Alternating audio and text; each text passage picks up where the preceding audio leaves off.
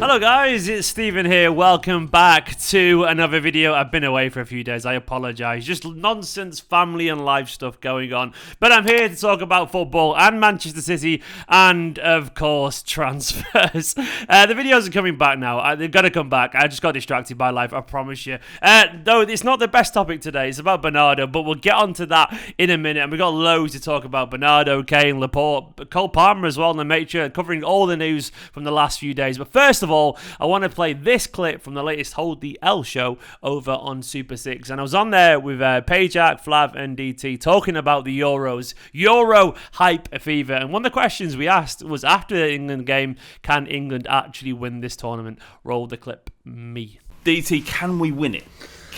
Is there any world where you think... home. Whoa, it's coming home. Mate. It's a long way. We're a long way and it's one game. But I'm joking. Is there any... Do you allow yourself to believe? No, because we haven't fared too well in previous competitions, have we? We always kind of get our hopes up, and as you know, the song goes, it's coming home, and then it doesn't come home. The only thing that comes home, it's the players come home with their tail between their legs. Yeah, so it's ironic, really, because we was having a joke about this yesterday, but we still sing the song and 30 years of hurt. But it's actually a lot more than 30 years of hurt now. 60 now. 60. I don't know whether the song is actually like a mental comfort to us. So there we go. DT's got a point, to be honest. We do this every single time. We get carried away and we presume it's going to be better than it is. And then actually it's closed at 60 years of hurt, not 30 years anymore. But what I will say, and he saw me being cheeky and adorable to start saying it's coming home. What I will say is, why not believe? I mean, I do think international football tournaments are always about that energy and that emotion. And it's the only chance we get to be as a collective nation where we can actually get behind a team and enjoy it, and support the same team for once. So I don't think there's anything wrong with getting carried away personally, as long as it's done with tongue in cheek and you can actually enjoy it. But I do think England have got a chance, man. I mean, it's a good chance. Obviously, they may struggle, because they've got the group of death to face after that. But if it's someone like Germany, I think it's very possible if we can get through that they could beat someone like Germany. You never know, it's possible. But I would not be surprised if England went relatively far. They have got a very good side, and why not believe? Why not believe over 90 minutes that they can beat anyone in this competition? Because they can. Don't say they will do, but it's definitely possible. And we've got talent all over the pitch, this England side. So I'm going to believe while there's a chance to believe. I'm not saying it's going to happen, and maybe DT's right, but what I will say is it's definitely possible. So go and check out the latest video over on Super 6's channel. There's a link in the description right now. Let me know your thoughts as well in the comments, who you think will go furthest in this competition. Probably going to be France, or it's Italy, as they're currently playing right now and doing very well. But anyway, go and check out that video over in Super 6. There's a link in the description below. Go and click it, give it a watch, and let them know over there what you make of the Euro potential winners, and is it going to be England? But let's get into this. Unfortunately, since the last time we all spoke together, this Bernardo rumour has not gone away at all. It's still very much here, and it's still very, very real, unfortunately. The Bernardo rumours seem to be based, in my opinion, personally, in truth. Now, the latest reports come from Gonçalo Lopes. He was a Portuguese journalist. He says Bernardo has informed Guardiola of his desire to leave Manchester City. The player has proposals from Atletico and Barcelona, with his preference being the latter, which is Barcelona, of course. Guardiola has told Bernardo he would like to keep him, but he will not prevent a move. Barca have apparently been told that City value above 60 million euros. I would like to think so, given that's about 50 million quid. The Spanish club apparently revealed some willingness to involve other players in a possible deal, and Guardiola will have a preference of Roberto or Trincao. Yeah, I'm not really sure about that. Gonçalo Lopes also said he's asked his City and Jorge Mendes for some speed in the process to leave the club, and the 26-year-old wants to have his sporting life sorted out before August in order to prepare his personal life. There's reports yesterday that said that the reason he wants to go, potentially because he's just not happy in Manchester anymore. Not a City thing, not a Premier League thing, just doesn't want to live here anymore. And you follow me on Twitter, I've been relatively vocal about this. I kind of don't blame him, to be honest, man. I'm Mancunian all my life. I live in the city centre right now. now I'm here, and the last year and a half, I've kind of fallen out in love with the city centre of Manchester, not because I hate the place, just more because I've lived here during lockdown, and I realised how quickly there was nothing to do, and how it all felt like concrete with no green areas, and I found it quite miserable personally, and I wanted a change for my own sanity, which is why I'm moving out of Manchester. Now, that doesn't mean I don't love Manchester, I do, but the point I'm making is I don't want to live in the city centre anymore, and I wonder personally, Bernardo's just kind of fallen out of love with England in general, and that's my personal thing, and the reports seem to back that up, that he just wants a change of scenery.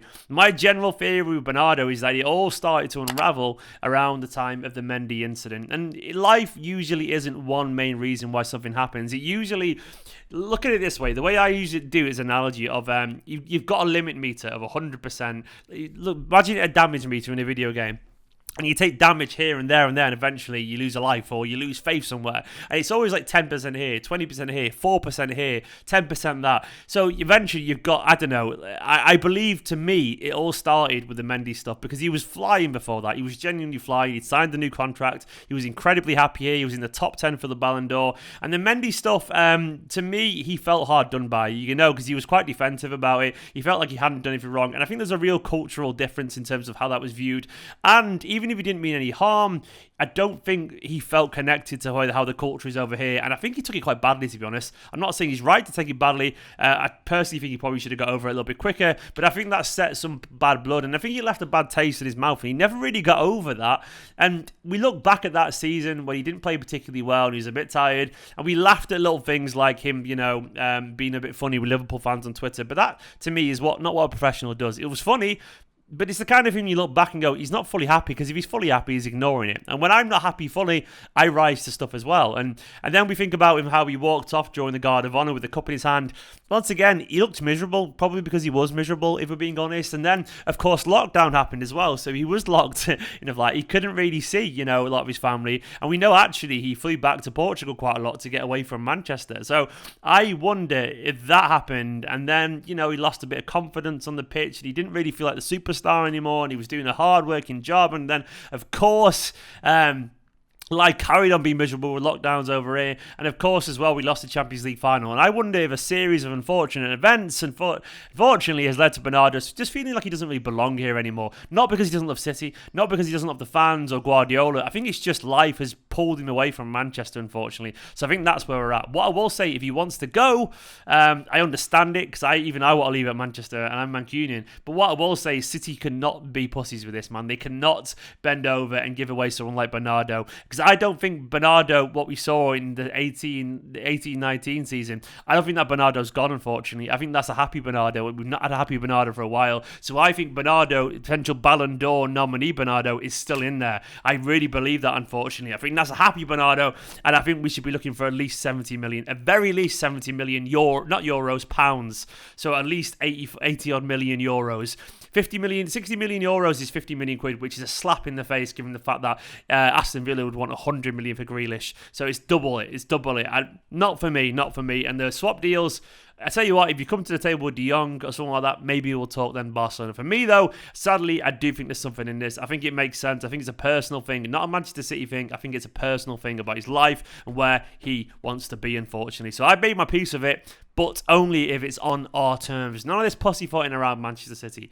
Harry Kane, Fabrizio Romano has got a podcast to sell. I'm being very cynical there. And his Here We Go podcast, he said City are really pushing for Harry Kane and are really insisting on signing the player. Some updates on the situation could come in the next hours and days. Apparently, Tottenham's position is the club are still saying no, and that Harry Kane will not be leaving. They want a crazy bid, or else the player will be staying. The interesting thing for me is that Matt Law at the Daily Telegraph, he said, this is quite interesting. Sources insist there's no chance of Tottenham chairman Daniel Levy brokering a deal that could see Harry Kane line up against Spurs for Manchester City on the opening day of the Premier League in August. Of course, the fixtures came out today, and yep, it was a bunch of fixtures with a hard start for Manchester City, but our first game is away at Spurs. And according to Matt Law, Daniel Levy doesn't want Harry Kane playing at Spurs Stadium in the first game of the season for Manchester City. Of course, according to the report, even if City are prepared to get close to Tottenham's 150 million valuation of Kane, which is ridiculous,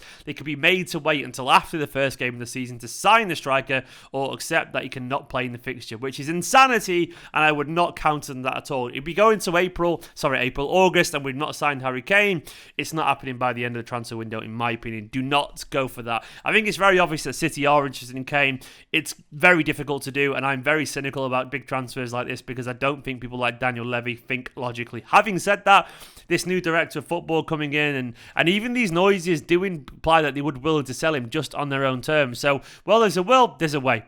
It'd be hard to do, but I do think there is potential there for it to be done. It just will not be easy. So to me, that Harry Kane hype train, the Kane kayak, it's down in the 20-30% at the moment. It's not even close to halfway. Laporte is interesting today. A guy at Mundo Deportivo, a journalist called Danny something, he did a tweet saying it's a complicated scenario.